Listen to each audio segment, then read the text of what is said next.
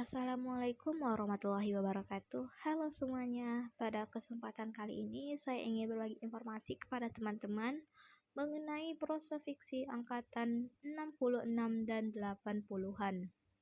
Yang pertama, angkatan 66.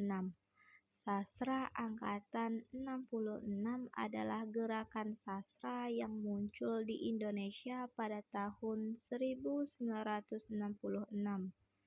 Terutama setelah peristiwa G30S PKI.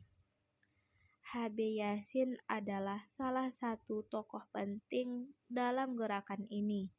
Ia juga merupakan salah satu pencetus gerakan ini bersama dengan sastrawan-sastrawan lainnya seperti Taufik Ismail, N. Hadini, dan lainnya.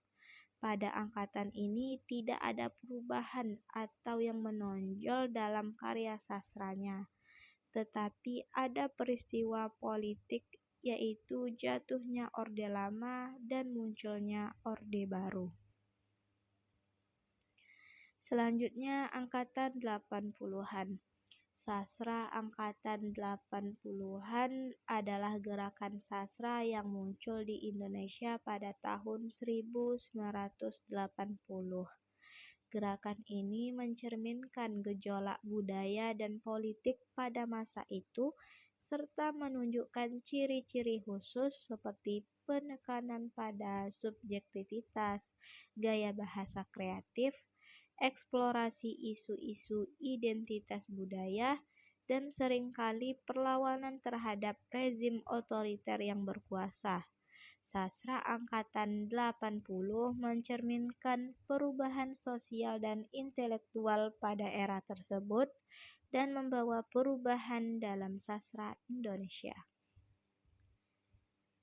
Nah, adapun sastrawan angkatan 80-an seperti Mira Wijaya, N. Hadini, Putu Wijaya, dan Iwan Simatupang. Baik, sebelum saya menganalisis novel Pertemuan Dua Hati karya N. Hadini, di sini saya akan membacakan sedikit sinopsis novel Pertemuan Dua Hati karya N. Hadini.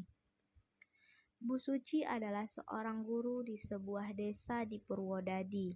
Ia adalah seorang guru yang bijaksana serta sangat mencintai keluarganya. Namun karena pekerjaan suaminya, Bu Suci dan keluarganya terpaksa pindah ke kota Semarang. Di sana ia tinggal dengan suami dan ketiga anaknya serta dengan bibinya yang menjaga anak-anak Bu Suci. Hari pertama mengajar dilalui Bu Suci dengan baik. Namun ia mulai merasa ada suatu kejanggalan yang terjadi pada kelas tersebut. Yakni ternyata muridnya yang bernama Waskito tersebut adalah salah satu murid yang nakal dan selalu membuat keonaran.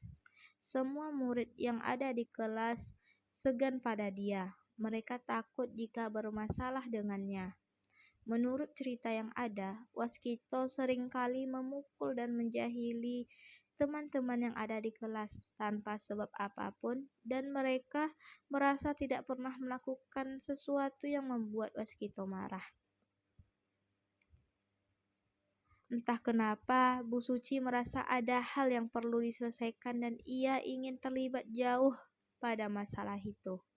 Dorongan hati yang kuat membuat Bu Suci semakin ingin membantu Waskito menyelesaikan permasalahan. Baik, di sini saya akan menganalisis novel Pertemuan Dua Hati karya N. Hadini. Yang pertama ada tema. Tema yang terdapat dalam novel ini mengenai kehidupan sosial.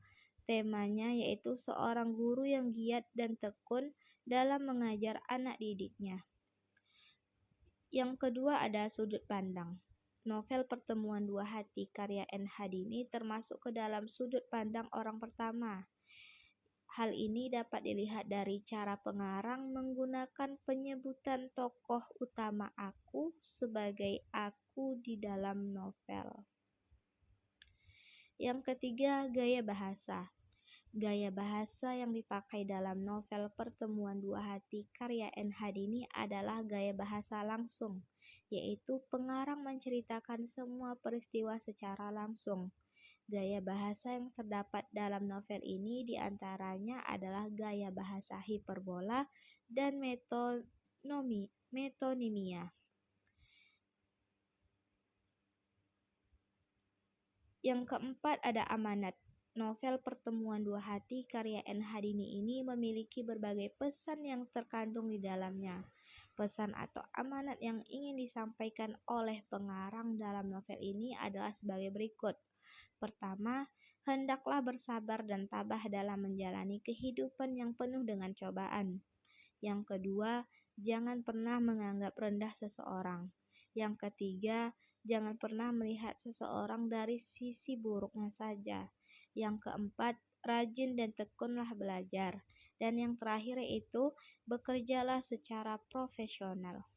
Dan yang terakhir yaitu tokoh dan penokohan tokoh utama di dalam novel Pertemuan Dua Hati karya N. Hadini. Yang pertama ialah Bu Suci. Bu Suci digambarkan sebagai tokoh yang baik, penyayang, tanggung jawab, tekun, penurut kepada suami, penyabar, peduli terhadap keluarga, peduli terhadap anak didiknya, dan profesional dalam pekerjaannya. Selanjutnya yaitu Waskito.